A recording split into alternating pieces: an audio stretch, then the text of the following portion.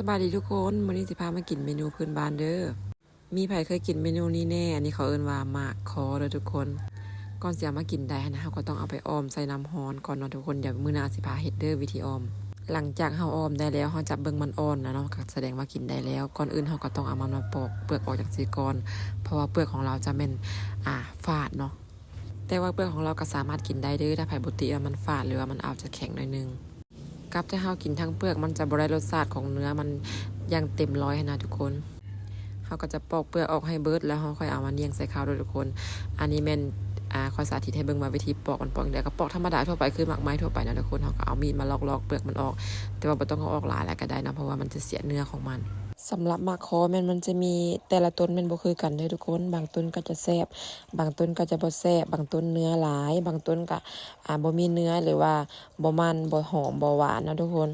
ต้นมะขอจะเป็นต้นที่เราสามารถเอาไปปลูกได้เด้อเนาะนี่เอาแก่นของมันไปปลูกเลยว่าส่วนหลายอยู่บ้านเราจะแม่นสมัยปู่ย่าตายายเขาปลูกป่าไว้แล้วนะทุกคนมันก็จะมีอยู่ตามบ้านเก่าบ่หรือว่าเขตบ้านที่ยังหลงเหลืออยู่นะบางต้นก็คือถูกตัดไปแล้วเนาะเพราะว่านอกของมันก็สามารถเอาไปแกงกินได้เด้อ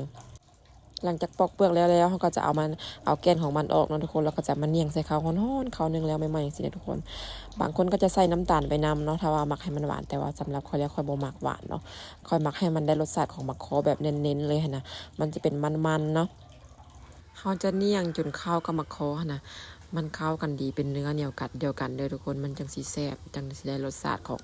มะขอหรือว่าเราสามารถเติมเกลือหั่นลงไปน้อยนึงเนาะทุกคนเพื่อเพิ่มรสชาติของมะขอนะแต่ว่าอันนี้ค่อยลืมเอาเกลือมาก็เลยว่าบ่ได้เอาใส่เนียงไปเนียงมาจนมันเข้าเป็นเนื้อเดียวกันเนาะทุกคนแล้วมันจะกลายเป็นสีของมะขอเลยเข้าแล้วมันก็จะเป็นแบบว่าเป็นเนื้อมันๆเนาะถ้าว่าเราบ่ได้ใส่รองมือเนี่ยมันจะติดมือเราแล้วกลายเป็นสีมะขอเป็นสีแดงๆเลยเมนูนี้ก็คือมากันเบิดครอบครัวเลยหลังจากเนียงเลยก็จะประมาณนี้ทุกคนเราก็จะมากินคือข้าวทั่วไปเลยเราก็จะเนียงแล้วก็กินแบบนี้เลยบ่ได้กินกับหยังหลังจากเนียงแล้วก็ซิมได้เลยทุกคนกินได้เลยเด้อสำหรับมะขอตัวนี้จะมันมีรสชาติมันหลายแล้วก็หวานน้อยนึงแบบแซ่บแห้งบ่ฝาดเลยเนาะสำหรับเมนูมะขอก็ง่ายๆจังซี่เลยทุกคนแต่ว่ามันจะยากอยู่บนวิธีออมเนาะถ้าออมมะขอบ่ได้เนี่ยมันก็จะบ่หวานบ่อ่อนแล้วก็กินบ่ได้แข็งไปเลยเนาะวิธีออมก็คือใส่น้ำร้อนอุณหภูมิที่เหมาะสมกับมันแต่ว่ามันยากบนว่าเฮ็ดจังได๋ให้มันเหมาะสมล่ะทุกคนเดี๋ยวมื้อหน้าสิพาไปเบิ่งเด้อว่าออมจังได๋